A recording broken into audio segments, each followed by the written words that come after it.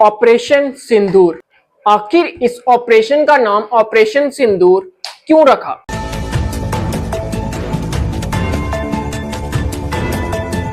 अपने आप बोले ना मुझे। क्या बोलते भेलपुरी खा रही थी, मेरा पति साइड में था, एक इंसान आया, उसने उसको गोली मार दी। यहाँ पे उसने बोला कि शायद मुस्लिम नहीं है, उसने उसको गोली मार दी। नहीं। ऑपरेशन सिंदूर हर उस औरत, हर उस माँ और हर उस बहन के आंसू हैं जिन्होंने अपनों को खोया। आतंक का हर संगठन जान चुका है कि हमारी बहनों बेटियों के माथे से सिंदूर हटाने का अंजाम क्या होता है। कश्मीर के पहलगाम में जब पाकिस्तान ने हिंदुओं को धर्म के आधार पर चुन चुन कर मारा, तभी यह तय हो गया था कि अब कुछ बड़ा होगा। 7 मई 2025 को भारत पाकिस्तान को ऑपरेशन सिंदूर के नाम से एक ऐसा जख्म देता है जो पाकिस्तान की आने वाली नस्लें भी याद रखेंगी। पाकिस्तान को अगर बचना है तो उसे अपने टेरर इंफ्रास्ट्रक्चर का सफाया करना ही होगा। इसके अलावा शांति का कोई रास्ता नहीं। 7 मई 2025 की रात के 1:05 से 1:30 के बीच में पाकिस्तान के 9 अलग अलग टेररिस्ट ठिकानों पर भारत ऑपरेशन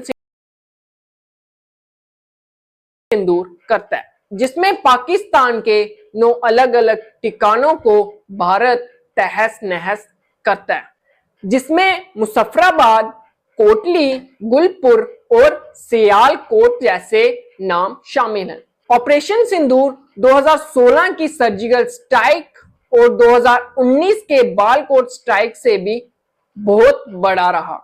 ऑपरेशन सिंदूर से पहले हम सब यही सोच रहे थे कि भारत कुछ क्यों नहीं कर रहा, क्योंकि अगर मैं बात करूं सर्जिकल स्ट्राइक की, तो भारत ने सर्जिकल स्ट्राइक 11 दिन के बाद कर दी थी। अगर मैं बात करूं एयर स्ट्राइक की, तो एयर स्ट्राइक भारत ने 12 दिन के बाद कर दी थी। इस बार 14 से 15 दिन हो गए थे। सरकार यह जानती थी कि पाकिस्तान इंतजार कर रहा है कि भारत कुछ करे, और इसी के चलते भारत ने पाकिस्तान को मॉक ड्रिल के जाल में फंसाया। 26 मई 2025 को भारत की सरकार ऐलान करती है कि भारत के 244 जिलों में मॉक ड्रिल करवाई जाएगी। भारत ने एक साइन देता है कि ये जो ड्रिल रहेगी ये 1971 के बाद दूसरी ड्रिल होगी। इसी बीच भारत पाकिस्तान को पागल बनाने में सक्षम रहता है और अपने ऑपरेशन सिंदूर को अंजाम तक ले जाता है। 9 टेररिस्ट कैंपों को भारत राख में तब्दील करता है और यहीं से पता लगता है कि हिंदुस्तान और पाकिस्तान में बहुत बड़ा अंतर है। जब हिंदुस्तान अंदर घुसकर ठोकता है तो वो सभी देशों को बताता है कि हमने टेररिस्टों के घर को तहस नहस किया।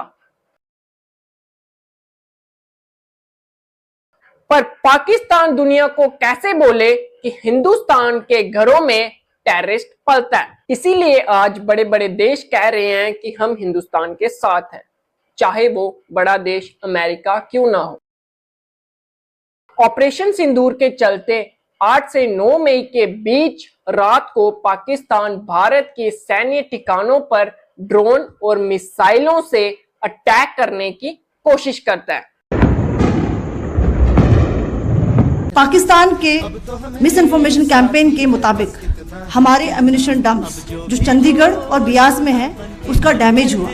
यह भी बिल्कुल गलत, जिसमें भारत के एयर डिफेंस उन सभी ड्रोनों, उन सभी मिसाइलों को राख में तब्दील करने में सक्षम रहता है।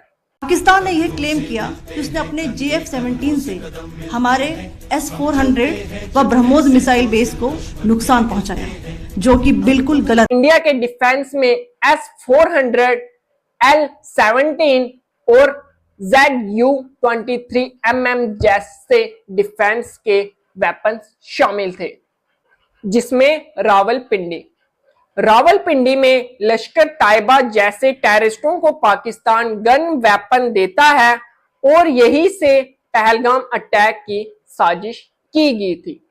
भावलपुर जहां से पुलवामा हमले की साजिश रची थी। मीरपुर टेररिस्टों को भारत में एंटर करने की तैयारी दी जाती थी। ये कुछ ऐसे टेररिस्ट कैंप थे जिनको ऑपरेशन सिंदूर के जरिए भारतीय सेना ने तहस नहस किया।